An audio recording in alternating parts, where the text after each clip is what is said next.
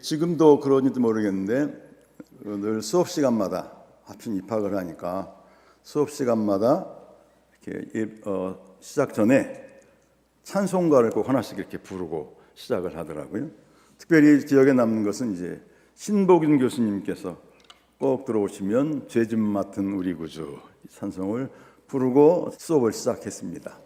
그때마다 저는 아마 1학기 내내 그랬던 것 같습니다. 눈물이 앞을 가려서 찬송을 다 부를 수 없을 만큼 그렇게 감격하여 울었습니다. 왜냐하면 저는 직장 생활 10년을 했습니다. 현대그룹에서 10년간 재직하다가 하나님이 부르심이 워낙 강력해서 이렇게 입학을 하게 됐고요.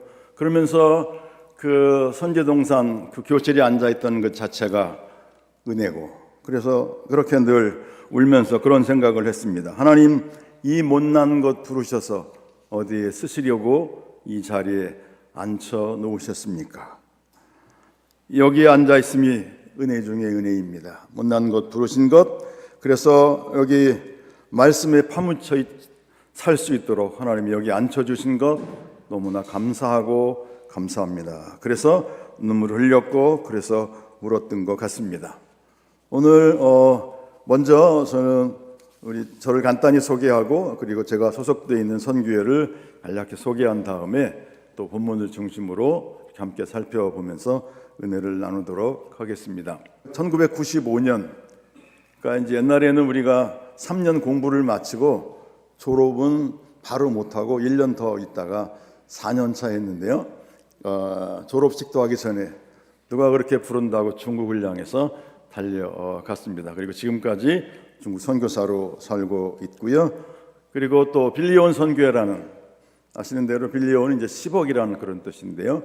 그 합신 이래가 세우신 그런 빌리온 선교회 소속으로 있었고요. 주요 사역은 이제 중국 가정교회 지도자 양성 사역을 계속해서 2010년까지 그 사역을 했습니다. 그리고 2010년에 한국에 들어와서 빌리온 선교회 대표를 12년간, 그래서 2022년까지 대표 사역을 했고요. 그 와중에 또 하나님 은혜를 주셔서 액체에서 또 8년간 이렇게 학생들을 가르칠 수 있는 그런 기회도 있었습니다. 중국 학생들 MATHM 과정도 있었고요. 또 MDB 과정 한국 사람들에게 가는 그런 은혜도 있었고요. 그리고 2015년부터 지금까지 용인에 있는 교회에서 중국인 유학생, 그리고 작년부터는 이제 외국인 디아스포라 전체를 총괄하는 그런 이주민 사역을 계속하고 있습니다. 오늘 이렇게 만나게 돼서 너무 반갑고요. 그리고 저희 빌리온 선교회는 1984년에 태동을 했고요. 그리고 99년까지 15년간 매월 정기적인 기도 모임을 통해서 이렇게 기도 모임이 유지되다가 1999년에 합신 1회 출신인 양영학 선교사님께서 선교회로, 정식 선교회로 발족을 하게 되었습니다. 그리고 이제 선교회 이름이 가지고 있는 것처럼 10억이라는 그런 의미를 가지고 있는데요. 중국을 주께로, 또 중국을 또 하나님 앞에로, 이런 목적을 가지고 세웠던 그런 단체입니다. 그리고 작년 24년에 25주년 대회를 했고요. 현재는 이제 자발적인 또 비자발적인 이유로 인해서 저희가 다변화를 시도했고 지금 22나라에 153명 82유닛이 선교사로 활동하고 있습니다. 여전히 주요 사역은 현지 교회 개척과 지도자 양성입니다. 네, 저희는 제가 대표하면서 우리 빌리온 선교사들에게 여러 가지를 강조했지만 그 중에 하나는 우리의 선교 사역을 좀 이렇게 문서로 또는 글로 남기자. 그래서 선교타임즈나 KMQ나 이런 곳에 글을 계속해서 쓰게 하고 저도 계속 썼고 또 그런 것들이 좀 더 모아지면 책을 내기도 하면서 이런 연구하는 일들을 또 게을리하지 않았습니다. 여기 보시는 대로 중국 2단 연구도 했고요. 또 우리 선교사 43살에 또 소천하신 선교하신 우리 선교사님 또 이렇게 일대기를 모아서 또 책을 만들었고요. 중국교회 타문화권 선교운동, 또 타문화권 상담, 또 중국 도교 연구했고요. 또 중국 선교 퍼스펙티브 이런 책들을 연구했고, 맨 밑에 책은 라캉의 이야기인데 남수단에서 선교하다가 내전 때문에 집 앞에서 이렇게 총격전이 벌어지는 것을 보고 귀국한 선교사님이 또 정신분석학을 공부하면서 쓴 그런 책도 있습니다. 예, 이런 책 있습니다. 중국 선교 퍼스펙티브 4가지 관점에 썼고요. 그리고 도교 우리 선교사님이 또 썼고요. 이거 역시 우리 소속 선교사 장한수 선교사 우리 당 입학 동기이기도 한데요. 또 다시 읽는 C.S. 루이스의 순전한 기독교, 아주 좋은 책을 하나 최근에 또 이렇게 썼습니다. 끊임없이 저희는 이렇게 또 노력하고 또 연구하고 그러면서 또 현장 사역에 충실한 그런 단체입니다. 예, 또 이렇게 연구지를 가끔씩 만들어 내기도 합니다. 아마 국내 자생단체 중에 이렇게 연구지가 있는 선교회가 많지 않은데요. 또 이렇게 내고 있습니다. 저는 오늘 이렇게 강의 아니면 또 설교 혼합 형태로 진행할 것 같은데요. 이것을 하면서 한 가지 목적이 있습니다. 계속 넘어가네요. 왜 넘어가는지. 한 가지 목적이 있는데요. 오늘 강의 또는 설교를 통해서 여기 있는 딱 한 사람이 선교사로 헌신한 것을 목표로 하고 있습니다. 실은 제가 이전에 2012년인가 여기 경건에 설교하고서 이 이야기를 똑같이 했습니다. 오늘 경건의 설교를 듣고 딱 한 사람만 선교사로 헌신하기를 바랍니다. 그런데 실제로 바로 이루어졌고요. 또 엑스에서 강의하고 하는 동안에 중국 친구들 또 한국 친구들에게 첫 강의 때마다 이 이야기를 했습니다. 근데 놀랍게 지금 미얀마에도 가 있고 스리랑카에도 가 있고 또 태국에도 가 있고 튀르키예도 가 있고, 그래서 여러분들이 제 강의를 듣는 동안에 혹시 너무 감정에 치우쳐서 나도 가야 되겠다 그러지 말고 정신을 잘 차리시고 그중에 딱 한 분만 선교사로 헌신했으면 좋겠습니다. 예, 오늘 저한테 그런 주제가 주어졌습니다. 다양한 선교지의 다양한 변화, 그러나 변하지 않는 주제, 부르심과 헌신, 이런 주제를 다루어 주세요라고 제가 부탁을 받았고요. 그래서 본문 갈라디아 1장 11절로 17절을 잡았습니다. 예, 본문은 여러분들이 읽으셨기 때문에 넘어가고요. 예, 그냥 넘어가겠습니다. 본문을 제가 한번 이렇게 정의해 봤습니다. 왼쪽에는 사람에 의한 것이 아닙니다. 오른쪽에는 하나님에 의한 것입니다. 그래서 두 가지로 나누었습니다. 하나는 사도, 그리고 하나는 복음인데요. 사도로 보면 사람들이 뽑은 것도 아니요, 사람들이 보낸 것도 아니요, 하나님께서 나를 부르셨기 때문에라고 하고요.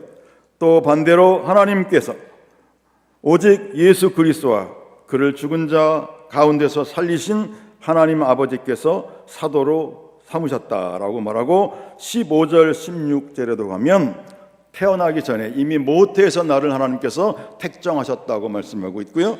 나에게 이방인에게 그 예수님을 전하도록 하기 위해서 나를 부르셨다는 사도로서의 자기에 대한 분명한 그런 아이덴티티를 확인하는 것을 볼 수 있습니다. 두 번째, 또 복음에 대해서도 사도 바울은 분명하게 아주 선언해 주고 있습니다. 왼쪽에 보시면 사람에 의한 것이 아닙니다. 사람들에게서 나온 것도 아니고 사람에게서 얻은 것도 아니고 사람에게서 배운 것도 아니고, 16절 17절에 가면 혈육을 통해서 가르침을 받거나 또 아니면 도움을 받지 않았다라고 말하고, 그리고 나보다 먼저 사도된 사람들을 내가 찾아가서 그들로부터 도움을 받은 것 아니다라고 분명하게 복음이 사람에게서 나온 것이 아니라고 이야기하고 있습니다. 그리고 12절 16절에 가면 예수 그리스도께서 내게 보여주신 것이다, 즉 계시라고 말씀하고 있고요. 하나님께서 또 그 아들을 내게 보이셨다라고 말씀해 주고 있습니다. 예, 그래서 오늘 저는 이 강의의 내용을 세 가지로 이렇게 정리해 보았습니다. 첫째는 바울이 가지고 있는 그런 확신들, 모든 것이 흔들리고 너무나 빠른 속도로 너무나 큰 폭으로 변하고 있는 이 시대에 바울이 가지고 있는 세 가지 확신. 첫째는 자신이 전하는 복음에 대한 확신, 그리고 두 번째 사도로서의 정체성에 대한 확신, 그리고 세 번째 자신을 사도로 부르신 그분 하나님에 대한 자기 확신을 이렇게 보여주고 있습니다. 첫 번째, 바울은 자신이 전하는 복음에 대한 확신을 이렇게 정리해주고 있었습니다. 아까 제가 읽어드린 대로 분명한 확신을 가지고 있습니다. 절대로 사람에게서 난 것 아니고 분명하게 그리고 확실하게 하나님으로부터 비롯된 것이다라고 말하고 있습니다. 그렇죠? 자, 그리고 이렇게 말합니다. 철저하게 사람에게 기인하지 않는다는 것을 증명해 주면서 16절, 17절 그렇게 말하고 있죠. 나는 어떤 혈육을 통해서도 가르침이나 도움을 받지 않았다라고 말씀하고 있습니다. 그리고 17절에도 가면 나보다 먼저 사도된 사람들을 만나기 위해 예루살렘으로 올라가지도 않았다라고 말합니다. 바울이 전한 복음은 하늘로부터 주어진 그리스도 예수의 계시며 그 어느 것으로도 대체할 수 없으며 그 어떤 것에 보충이나 도움이 필요 없다는 것을 확신하고 있습니다. 그러나 이 복음은 그 당시에도 지금에도 여전히 도전을 받고 있습니다. 위기를 맞이하고 있습니다. 그렇죠? 다른 복음이라는 말을 바울이 쓰고 있습니다. 오늘날에도 다른 복음이 얼마나 창궐하는지 모릅니다. 그것이 교회 안에서도 마찬가지일 때가 있습니다. 이런 말 여러분 들어보셨죠? 기독교 이교주의라는 말. 그래서 새로운 종교적 신념 또는 새로운 문화적 경향. 그래서 기독교의 전통적인 교리에다가 이교적인 요소를 혼합하여 생긴, 그리고 기독교 문화에 이교적 요소를 도입하여 만들어진 이런 경향들, 결국은 이런 것들은 기독교 혼합주의로 그리고 변질되어서 그리고 이단으로 나타나는 현상을 보게 됩니다. 그렇죠? 이스라엘 백성들이 여호와 하나님을 섬기면서 그 옆에 참으로 바알을 놓았고 아세라를 놓았고, 한 번도 그들이 여호와를 버렸다고 말한 적은 없지만 하나님 옆에 아니면 하나님보다 위에 여러 가지 우상들을 놓았던 그런 시대를 염두에 두는 것처럼 이런 기독교 이교주의가, 다른 복음이 오늘 우리 시대에 팽배하고 있고요. 이것은 선교지에 가면 더욱더 그러합니다. 자, 여러분이 잘 아시는 대로 종교다원주의라는 말 한번 읽어보시겠습니까? 한번 같이 읽어보겠습니다. 시작.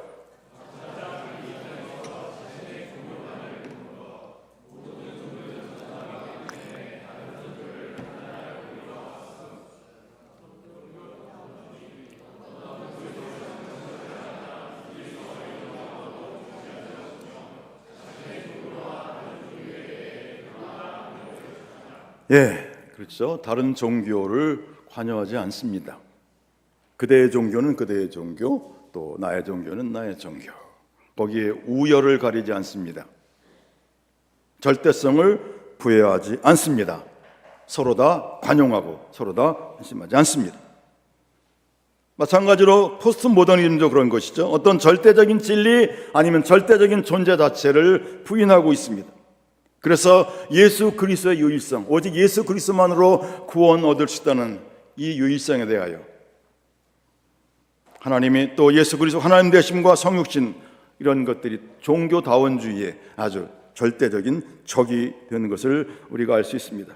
우리가 복음을 전해야 할 세상은, 우리가 복음을 전해야 될 우리의 선교지의 상황은 이와 같은 사조들이 팽배해 있습니다. 그렇죠? 기독교 이교주의 그리고 종교다원주의 포스트모더님들이 팽배해 있습니다. 너무나 빠르게 확산되어 있고 너무나 빠르게 창궐하고 있습니다.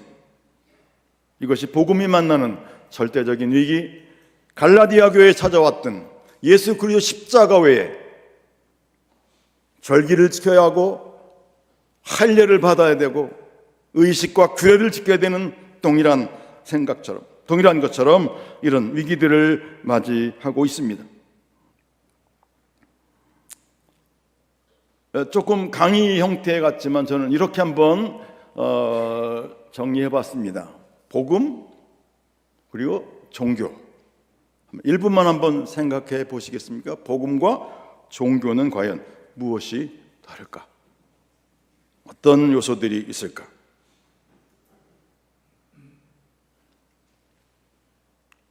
네, 제가 이렇게 시먼즈라는 사람이 쓴 테리 웰이라는 책을 약간 좀 이렇게 정리한 것인데요. 종교는 사람들이 신들을 찾는 것이다라고 정의하고 있고요.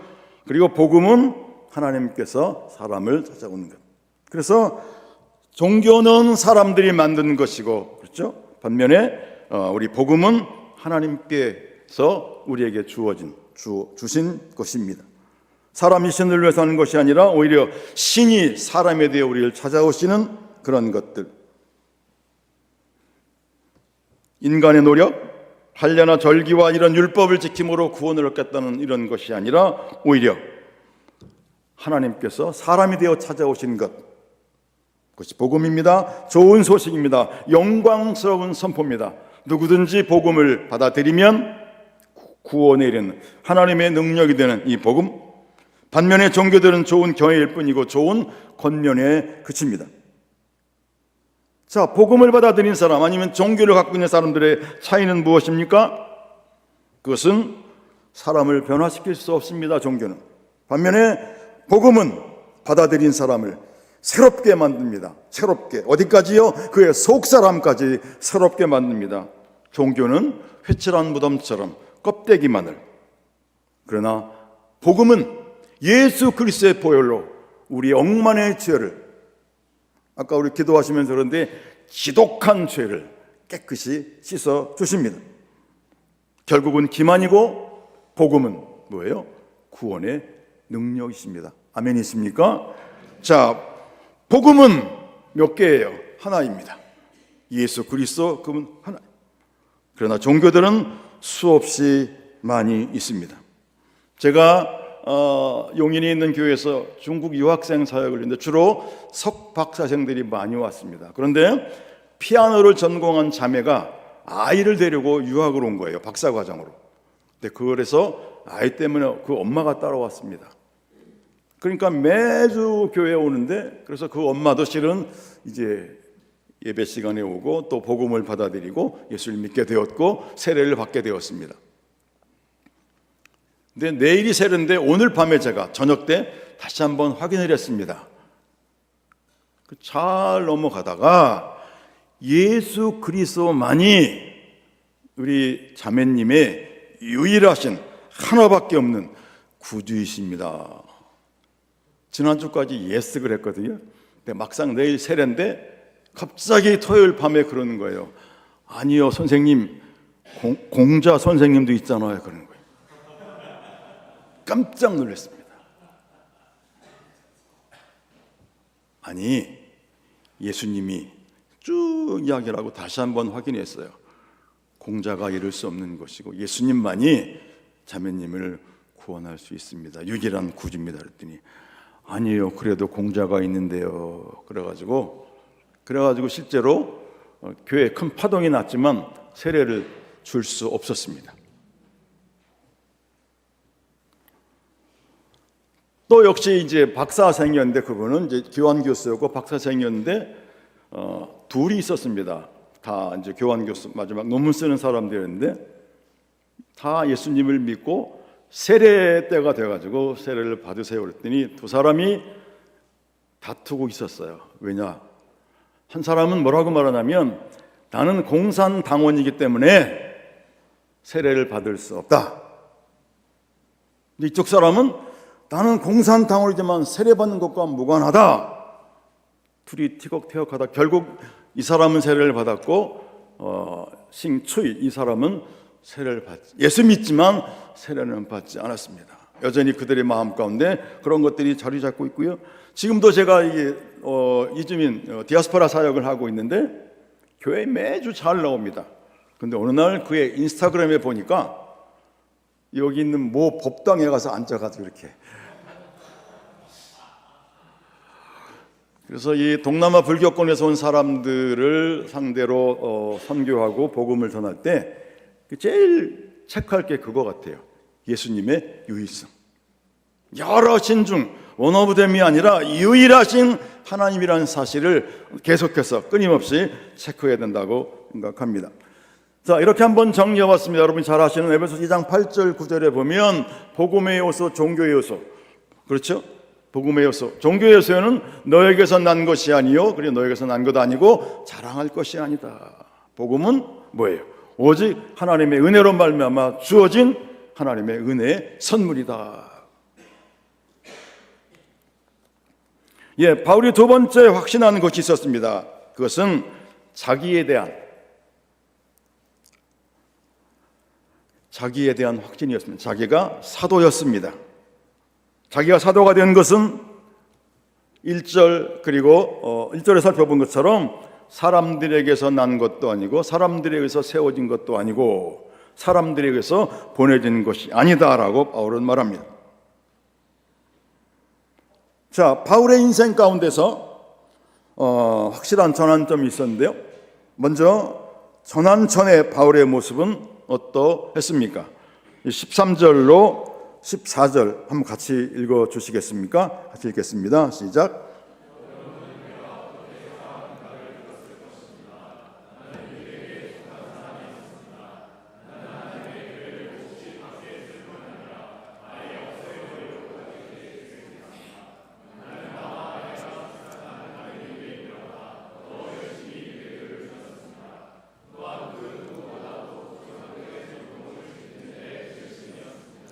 예, 그의 종교는 유대교였습니다. 신앙의 정도는 아주 극렬했습니다. 부활한 예수님에 대한 그의 태도는 무엇이었습니까? 박해였습니다. 하나님의 교회를 심하게 박해하고 아예 멸절시키려는 그런 정도로 험악한 사람이었습니다. 그는 유대교의 전통에 아주 정통한 사람이었습니다. 그것을 철저히 지키는 철저한 종교적인 열심을 가진 사람이었습니다.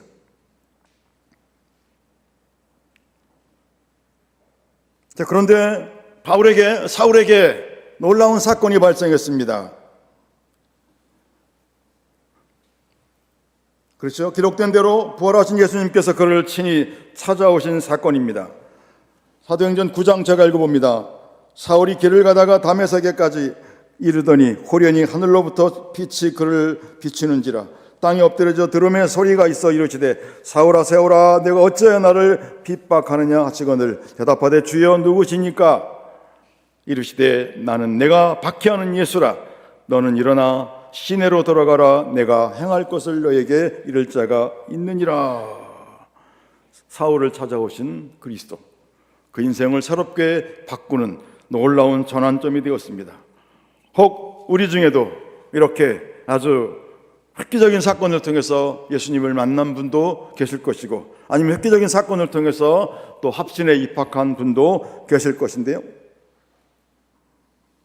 예수님을 만나는 것은 한 인생이 새롭게 되는 것, 그의 속사람이, 그의 전 인격이 새롭게 되는 것을 볼 수 있습니다.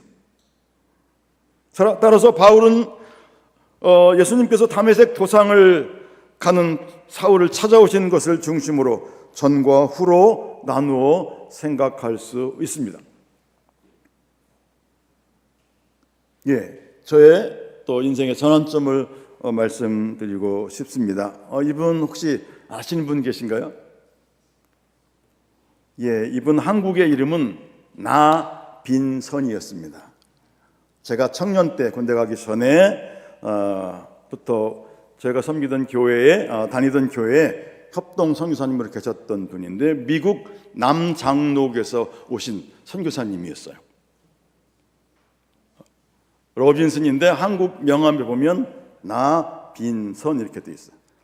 그리고 가끔씩 강의하다가 나 빈선이에요 이렇게 나 빈선이에요.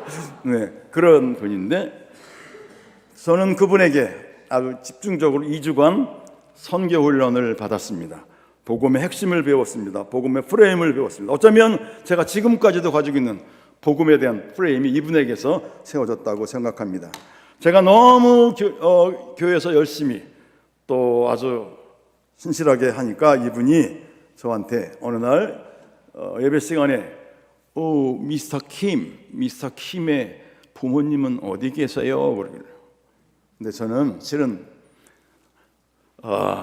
중학교 2학년 때 제가 처음으로 예수를 믿은 사람이고요. 경주 김씨 장손 집안에 태어나서 처음으로 제가 예수를 믿게 됐고요. 중학교 2학년 때 친구가 탁구를 치러 가자 그래서 따라갔는데 거기가 보니까 이제 교회에 있는 탁구장이었어요. 그래서 그때로부터 이제 교회를 오고 가기 시작했고요. 또 집안에 전통적인 유교 집안이니까요. 1년에 제사가 20몇 번씩 있던 그런 엄청난 장손 집안이었습니다.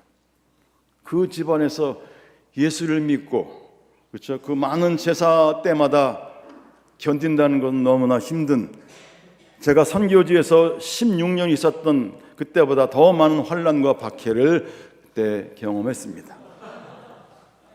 근데 어느 날 초등학교 5학년 때로 분명히 기억하는데요. 추운 겨울에 기제사라는 게 있습니다. 그러니까 이제 돌아가신 전날 이제 제사를 지내는데 그것도 밤 11시 반 이렇게 지내요. 그러니까 제가 장손이니까 또 안 일어날 수 없고, 그래서 제사상에 앉아가지고 있는데 한참 뭐 하고 나서 이제 이렇게 묘라 그러죠. 거기다 숟가락을 꽂아놓고 젓가락을 꽂고, 그리고 이제 작은 아버지가 자 우리 뒤로 돌아앉자. 그리고 그 추운 겨울에 방문을 엽니다. 추워 죽겠는데 방문을. 왜냐니까 조상님이 오셔서 묘를 드셔야 된대요. 그때 저는 뭐 초등학생이고 예수 믿지 않았지만 이상하다. 귀신인데 문을 열어야 되나? 그리고 한참 있다가 뒤돌아가서 제가 장손이니까 꽂았던 숟가락을 다시 올려놓습니다. 이렇게 이제. 근데 보니까 하나도 안 드신 거예요. 그래서 제가 갑자기 어른들이 잔뜩 있는데 맛이 없나 봐요. 하나도 안 드시고 가셨는데요. 난리가 났죠. 이놈 불경스럽다. 제가 그때부터 실은 이거 허구구나. 철학적은 아니었지만 제가 그래도 이거는 허구구나. 아무튼 그렇게 세월을 많이 보냈는데요. 우리 선교사님이 부모님은 어디 계세요? 여기 없는데요. 그랬더니 예수 안 믿는데요. 그랬더니 그분이 저한테 그러면 오늘부터 미스터 킴과 내가 미스터 킴의 부모님의 구원을 위해서 기도합시다. 그때 알았어요. 부모님의 구원을 위해서 기도해야 하는구나. 그래서 정말 오랜 세월이 걸렸습니다. 어머니는 18년간 고생 저를 시키고, 그것도 제가 병상에 누워서 막 고열이 40도 오가는 그 사이에 아이고 우리 집 장손 죽나보다라고 생각할 쯤에 예수를 믿으셨고, 그리고 저희 아버지는 더 즐기셔서 5년을 더 해서 23년 만에 예수를 믿으시는 그런 과정들을 살았습니다. 그리고 직장 생활하면서 또 이런 전도 훈련 학교를 제가 직장 안에다가 세워보기도 하고, 이게 아마 로빈스 선교사님이 세워진 그런 복음의 프레임이 큰 작용을 했다고 생각이 되고요. 합신을 제가 36에 입학했다고 말씀드렸는데 하나님 왜 이 나이에 저를 여기로 부르셨습니까? 그러다가 문득 제가 회사를 다니면서 일본에서 온 사람하고, 일본 회사에서 이렇게 파견 근무한 사람하고 같이 일을 하면서 일본어를 정말 이시오 겐메이 뱅교시마시다. 정말 목숨 걸고 열심히 공부했어요. 그래서 일본의 웅변대에 나가서 3등까지 이제 일본 보내주는데 못하고 4등을 했고요. 책도 번역했고 또 레터 쓰고 이런 일을 했었습니다. 그래서 갑자기 매일 경건의 시간마다 울다가 생각이 났습니다. 하나님 혹시 나를 일본 선교사로 보내시려고 일본어를 그렇게 죽도록 시키셨나? 그래가지고 그러면 확인하자. 그래서 첫 번째 겨울방학에 일본에 있는 도쿄에 있는 요도바시 교회에 가서 일주일간을 거기서 먹고 자면서 길거리 다니면서 또 캠퍼스에 가면서, 지금은 제가 다 잊어버렸지만 그때는 성경 용어 빼고는 충분히 가능했었어요. 그래서 이제 사형리를 들고 가서 복음을 전해봤던 그런 기억이 있습니다.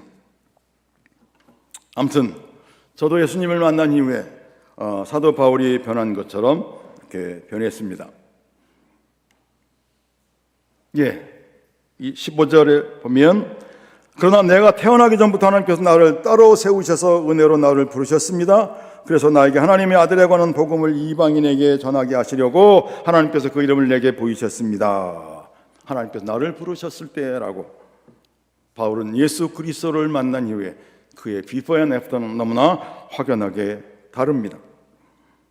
하나님께서 태어나기 전부터 자신을 따로 세우셨다고 고백합니다. 자신의 부르심을 받은 것이 은혜라고 고백합니다. 따로 세우셨고 따로 부르셨다라고 자신에 대한 정체성을 분명하게 확인해 주고 있습니다. 그리고 바울은 하나님께서 자신을 부르신 그 목적을 분명히 인식하고 있습니다. 하나님의 아들에 관한 복음, 즉 예수 그리스도의 그 복음을 이방인들에게 전하고자 하는 목적으로 자신을 부르셨다고 확인하고 있습니다.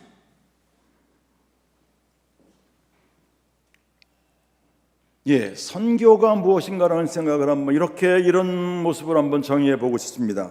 선교에 반드시 두 가지가 요소가 포함되어야 합니다. 이것은 하나는 이동성입니다. 그리고 하나는 의도성입니다. 이방인에게 복음을 전하기 위해서는 뭐죠? 가야 합니다. 가는 것. 그것이 이동, 지리적인 이동을 의미합니다. 두 번째, 의도성입니다. 메시아요, 그리고 구주요, 그 예수 그리스도를, 복음을 전하는 것. 가지만 그냥 가는 것 아니고 분명하게 예수 그리스도의 구주 되심을, 그의 메시아 되심을 가서 전하는 것. 이 두 가지가 포함되어야 합니다.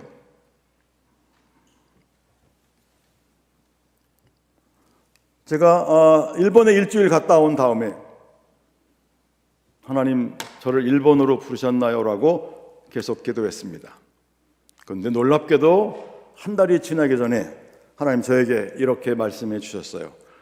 일본이 복음을 전해야 되는 선교지인 것은 분명하지만 김종구 너한테는 아니다. 너무 아까웠어요. 이미 언어가 다 준비되어 있었는데, 근데 제가 생기기는 좀 이렇게 고집스럽게 생겼지만 굉장히 순진해요. 그래서 딱 그 한마디 딱 듣고 알겠습니다. 그리고 이름 바로 내려놓았고요. 하나님, 그러면 그 다음은 어디입니까? 놀랍게 너무나 자연스럽게 저를 하나님께서 중국으로 가는 그런 이렇게 콜링을 해주셔서 그냥 순전하게 중국으로 가게 되었습니다. 중국에 2008년까지 이제 쭉 있다가 2008년이 북경 올림픽이었습니다. 그래서 외국인들이 거기에 거주하기가 너무 힘들었어요. 지방 사람도 다 내보내는 그런 상황이에요. 그때 마침 일본 삿포로에 있는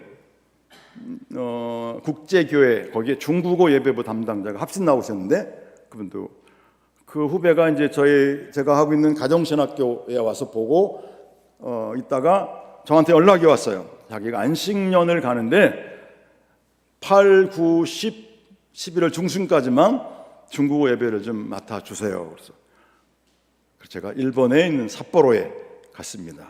가가지고 이제 매주 중국어 예배 인도하고 또 제자 훈련하고, 근데 그 같은 공간에 국제교회이기 때문에 일본 사람도 있었고 중국 사람도 있었고 서양 사람도 있었고 한국 사람도 있었습니다. 예배는 각각 드리지만 밥을 먹는다거나 또 활동들은 다 같이 해요. 3달간을 제가 같은 공간에서 일본 사람, 중국 사람을 같이 보면서 떠나기 직전에 제가 이런 고백을 했습니다. 만약에 내가 일본어가 된다는 한 가지 이유만으로 일본에 그냥 왔더라면 2가지 중에 하나일 것 같아요. 하나는 첫 번째, 벌써 죽었을 것이다.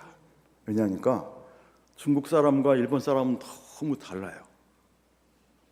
중국 사람은 호탕하잖아요. 하뽀하고 그러면 하우 그냥 목소리도 크고 너무너무 재미있어요. 근데 일본 사람은 아시겠습니까? 그러면 하이, 그런데 속을 알 수가 없잖아요. 속을 알 수가 없어요. 그래서 제 성격상 아마 거기서 한 10몇 년 있었으면 속 터져서 죽었을 것이다. 아니면 죽진 않았더라도 아주 심각한 위장병에 걸렸을 것이다. 그렇게 문화인류학적으로 너무 달라요. 복음의 수용성도 그렇고 인간의 그런 성도 그렇고. 혹시라도 여러분들이 언어가 된다는 그 한 가지만으로 선교지를 정하신다면 다시 한번 재고해 주시기를, 되시기를. 예, 선교는 분명히 이동성을 포함해야 되고요, 분명한 의도를 가지고 있어야 합니다. 예, 갑자기 이 사진은 또 무슨 사진일까요? 한번 읽어보시겠어요?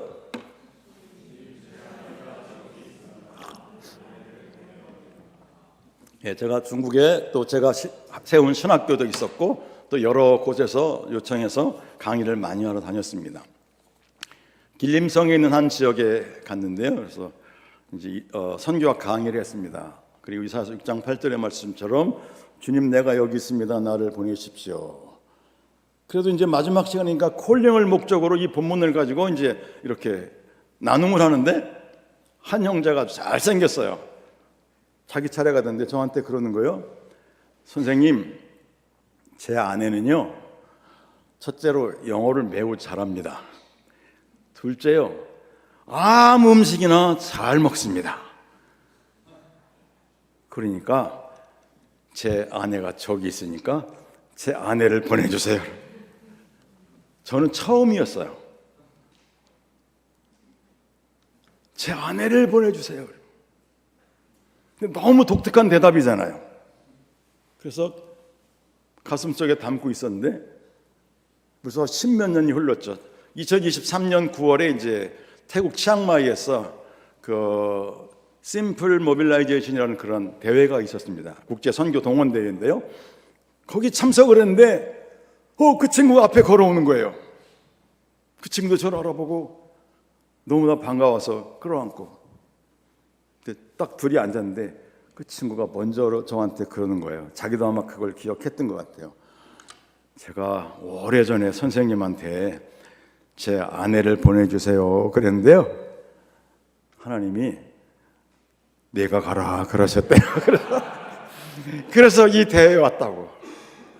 그래서 하나님께서 계획하시고 작정하신 것은 우리가 아무리 거부해도 거부할 수 없구나, 결국 하나님의 부르심은 이루어지시는구나라는 생각을 하게 되었었습니다.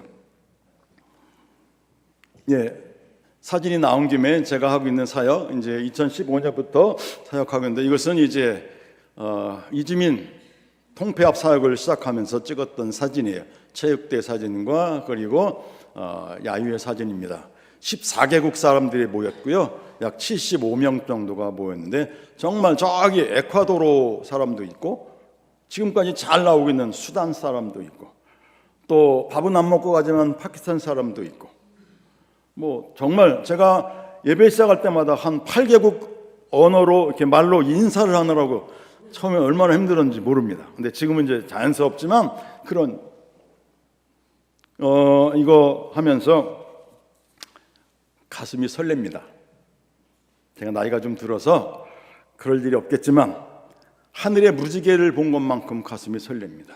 이번 주엔 또 누가 어떤 모습으로 이렇게 복음을 대할까? 어떤 주간에 이런 일이 있었습니다. 금요일 저녁에 세례받고자 해서 세례 신청한 수단 형제랑 저녁을 먹고 세례 공부를 시켰습니다. 그리고 그 다음날 아침에 직장 이직 문제로 저희 선교관에 머물고 있던 네팔 형제랑 같이 아침을 먹었습니다. 점심에 베트남 가족이 와 있었는데 연구원으로 있는 그 가족을 누가 초대해가지고 저도 같이 가는 바람에 베트남 식구와 밥을 먹었습니다. 그날 저녁에 공교롭게 제가 오래전에 스리랑카 가족, 애가 셋이 있는데 부부랑 어머니까지 와 있어서 6명 식사 초대를 했습니다. 몇 개국 사람을 벌써 3일 사이에 만났죠. 그리고 며칠 있다가 방글라데시에서 온 친구인데 예배는 오지 않지만 한국어 배우러 오는 친구예요. 아기를 낳았대요. 근데 아무것도 그래서 이제 저희 아내랑 달려갔습니다.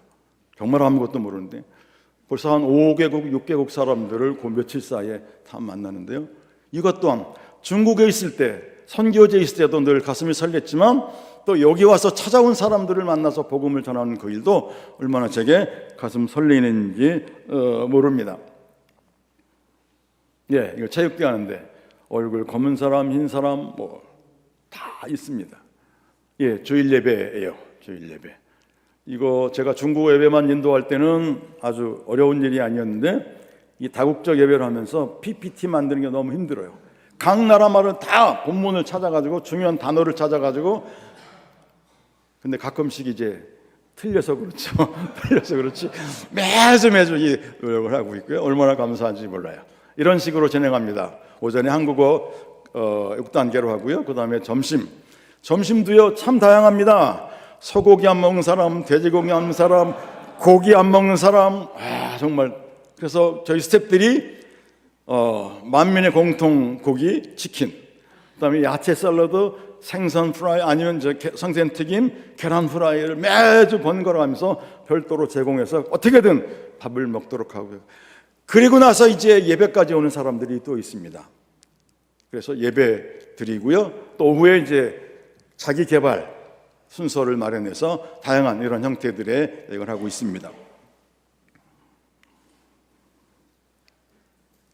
네. 아닙니다. 이거 위에 가야 되는데요. 네. 예, 오늘 세 번째 확신을 한번 같이 보겠습니다. PPT 좀 올려주시면 좋겠네요. 네, 세 번째 확신은 바울이 첫 번째는 복음에 대한 확신, 두 번째는 하나님의 부름에 대한 확신, 세 번째 바울의 확신이 뭐냐면 자신을 부르신 이가 누구시냐, 부르신 이에 대한 확신이에요. 예수 그리스도 그리고 그분을 죽은 자 가운데서 살리신 하나님 아버지께서, 그리고 4절에 보면 이렇게 말합니다. 예수님께서는 하나님 우리 아버지의 뜻을 따라 이 악한 세상에서 우리를 건지시고 우리를 죄를 씻기 위해서 자기 몸을 바치셨습니다. 바울은 여기서 강조하는 게 있어요. 건지시고, 어디로부터? 죽음으로부터, 영원한 멸망으로부터, 하나님의 영원한 진노로부터 우리를 건지시고 자신의 보혈로 십자가에 설리신 그 피로 우리의 죄악을 씻기 위해서 돌아가신 그 예수 그리스도께서 나를 부르셨다라고 말해요. 하나님의 주권에 대한 철저한 순종입니다. 합신은 개혁신학을 표방하는 학교입니다. 우리 모두 또한 칼빈주의를 아주 잘 따르는 그런 사람들입니다. 우리에게 하나님의 주권 사상은 매우 중요한 것입니다. 중요한 교리요 거부할 수 없는 순종과 믿음만이 필요한 그런 것입니다. 바울은 자신이 사도된 것은 전적인 하나님의 주권이라는 것을 압니다. 하나님은 예수 그리스도의 아버지가 되시며 예수님을 죽은 자 가운데서 살리신 유일하신 하나님, 그것에 그치지 않습니다. 예수님은 자신의 억만의 죄악을 위해서 우리를 그 죄악에서 영원한 진노에서 건지시려고 친히 십자가에 못 박혀 죽으시면서 나를 살리신 그 예수 그리스도, 바로 그분이 나를 부르셨다라고 바울은 인식하고 있습니다. 선교사로 부르시는 것도 하나님의 주권적인 역사요. 선교지를 어디로, 어느 민족에게, 어느 종족에게로 보는 것도 하나님의 주권적인 일하시며, 그리고 무슨 사역을 할지조차도 하나님께서 또 간섭하시는, 하나님이 인도하시는 것을 우리는 알 수 있습니다. 저도 긴 30년의 선교사 생활을 통해서 갈수록 깨닫는 것이 그것입니다. 이거는 하나님이 인도하심이었구나라는 사실, 하나님이 주권이 여기 개입하고 있다는 사실을 계속해서 공부하고 있습니다. 구원의 흔들림, 또 사역자로서의 흔들림, 선교사로서의 흔들림이 우리 가운데 있을 수 있습니다. 저는 실은 이제 액체에서 한국 학생들에게 MDB 강의를 할 때 학생이 하나 기억나는 사람인데, 제가 2022년인가 여기 강의를 하러 왔는데 갑자기 액체에서 반장을 하던 친구가 여기 와 있는 거예요. 깜짝 놀라가지고 왜 여기 왔냐 그랬더니 거기 재미없어서 합신에 다시 공부하러 왔습니다. 졸업하고 여기 온 거예요. 그러니까 합신이 얼마나 좋은지 모르겠어요. 그래가지고 제가 오기 전에 혹시 졸업을 했나 그래서 카톡을 보냈습니다. 그랬더니 교수님 죄송합니다. 저는 사역자의 길이 내 길이 아닌 것 같아서 졸업은 하지 않고 지금은 다른 일을 하고 있습니다. 우리 가운데도 이런 흔들림이 있을 수 있습니다. 그러나 이와 같은 때 우리의 신앙의 유일하신 대상이신 하나님, 그리고 우리를 구원하신 하나님, 우리를 사역자로 부르신 하나님, 우리를 장차 선교사로 부르실 그 하나님의 확신, 하나님의 주권적인 선택에 우리의 귀를 기울이고 마음을 저리고 그래서 확신을 갖는 것 정말 중요합니다. 에베소서 1장 5절의 말씀처럼 하나님의 기쁘신 뜻대로 우리를 예정하셨다라고 말씀하는데요, 하나님의 기쁘신 뜻, 하나님의 주권을 우리가 꼭 기억해야 합니다. 여기 선지동산에 와 있는 사랑하는 우리 선교사님, 전도사님 여러분, 우리 신앙에 우리를 부르신 하나님의 그 신실하심과 하나님의 주권보다 더 확실한 것이 우리 가운데 무엇이 있습니까? 두렵고 떨림으로 시작했던 목회자의 길, 그리고 두렵고 떨림으로 시작했던 이 선교사의 길, 한 번도 후회해 본 적이 없습니다. 하나님이 부르셨고 하나님이 여기까지 인도하셨다는 그 사실을 확신할 때마다 그것은 은혜였고 그것은 말할 수 없는 내게 부어진 축복이었다라고 고백합니다. 저는 그래서 너무 나 같은 죄인 살리신 주 은혜의 놀라와 이 찬송을 너무 좋아합니다. 말씀드렸다시피 아무도 예수 믿지 않는 집안에서, 누구도 나를 위해서 기도해 주는 사람이 없는 그런 집안에서 목사로 삼아주시고 선교사로 불러주시고 여기까지 인도하신 하나님, 그것이야말로 하나님의 축복, 하나님의 은혜가 아니고 무엇이겠습니까? 아직도 여전히 못나고 무익한 것을 거두어가지 아니하시고 날마다 때마다 은혜를 부어주시며 사용해 주시니 너무너무 감사할 뿐입니다. 불신자 집안에서 숱한 욕지거리와 숱한 박해와 눈치를 많이 받았지만, 그러면서 살았지만 그거 별거 아니었습니다. 사도 바울이 고백한 것처럼 그러면 무엇이뇨? 외모로 하든 참으로 하든 무슨 방도로 하든 전파되는 그리스도 예수니 나는 이로써 기뻐하고 또한 기뻐하리라. 우리 인생의 목표가 어디에 있습니까?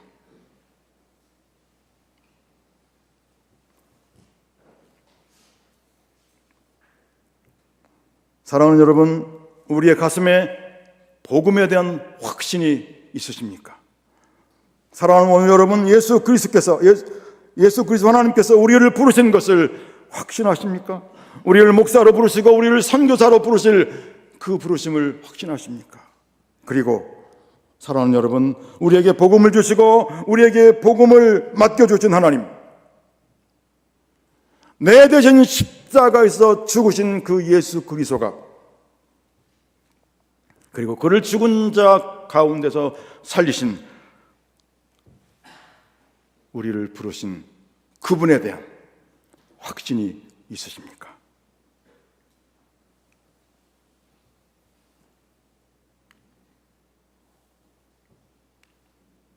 네, PPT 한번 넘겨주시겠어요? 마무리하겠습니다. 네, 잘 보이시는지 모르겠는데요. 2024년 한국 선교 통계입니다. 21,621명이 되어 있고요. 자, 여러분, 제일 많은 포션을 차지하는 게 몇 대예요? 50대예요. 60대는요? 50대가 39.8, 60대가 26%입니다. 두 개 합하면 얼마죠? 66%예요. 한국 선교사 2만 1,000명 중에 60대가 66%예요. 자, 그럼 한번 낮춰서 50대를 더해보면요, 40대는 얼마입니까? 24, 50대 40, 그러면 64%예요. 50대 64, 60대가 66. 지금 다 여기 몇 분 빼고는 다 20대 같으신데, 그죠? 20대 같으신데 29세 이하가 몇 명이에요? 몇 %예요? 네. 혹시 여러분 가슴에 찔리지 않습니까? 혹시 그 한 사람이 나 아닐까 이런 생각 드시지 않으십니까? 조금 더 충격적인 거 한번 볼까요? 이거는 작년에 새롭게 파송한 선교사 숫자 600 몇 명이죠?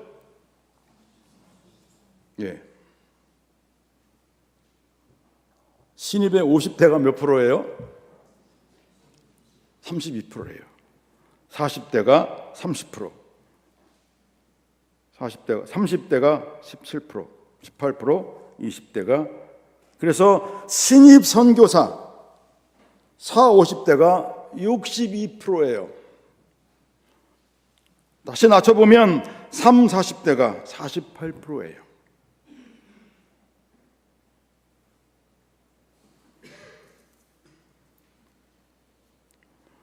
몇 년 전에 그 시니어 선교 한국이라는 그런 대회가 있는데요, 거기 참석을 했습니다. 이동원 목사님이 이제 개업에 설교하러 왔습니다. 그 설교하러 딱 이 목사님이 딱 앞에 딱 서 보니까 모든 분들이 다 이제 백발이에요. 머리가 하얀 분들이. 근데 이동원 목사님이 아주 중국 시를 인용해서 멋진 말을 했어요. 서리 맞은 단풍이 봄꽃보다 아름다워라. 서리 맞은 단풍이 봄꽃보다 아름다워라. 그래서 그분들이 선교하겠다고 오셨어요. 나이가 든 것을 전혀 이렇게 저거하는 것은, 그런 의미로 말씀드리는 것은 아닙니다. 그분 나름대로 했던 소명이 있고 부르심이 있으니까 얼마든지 가능합니다. 그러나 우리 한국 선교의 현실을 방금 보았다시피 전체 선교사 중에 60대가 66%고요. 그리고 50대가 64%. 작년에 새롭게 파송된 선교사들 62%가 50대예요. 맨 마지막 화면에 이것을 띄운 이유가 무엇이겠습니까? 여러분들이, 그죠? 저기 20대 내가 좀 낑겨야 되겠다, 그런 분들이 있으면 좋겠어. 딱 한 분만이요. 다른 분 말고. 말씀 마무리합니다. 요셉의 종으로 팔려갈 때 누가 알았습니까? 모함으로 감옥에 갇힐 때 누가 눈치를 챘습니까? 애굽의 총리를 삼으시는 하나님의 계획을 누가 알았습니까? 이스라엘 백성을 살리시는 하나님의 그 일하심, 아브라함의 언약을 성취하시는 하나님의 그 거룩한 계획, 아니 그 구속의 역사를 이루어 가시는 하나님의 그 놀라우신 주권적인 계획을 누가 알았겠습니까? 사랑하는 여러분, 그분의 부르심과 보내심을 따라 응답하십시오. 부르시면 오고 보내시면 가 보십시오. 순종해 보십시오. 감사가 넘칠 것이고요, 결국에는 하나님께 두 손 들고 찬양하며 감사할 것입니다. 하나님과 부르심에, 하나님의 보내심에, 제가 여기 있습니다, 응답하십시오. 복음 들고 나아가는 저와 여러분들이 되기를 예수님의 이름으로 축복합니다. 네, 기도하겠습니다. 하나님 감사합니다.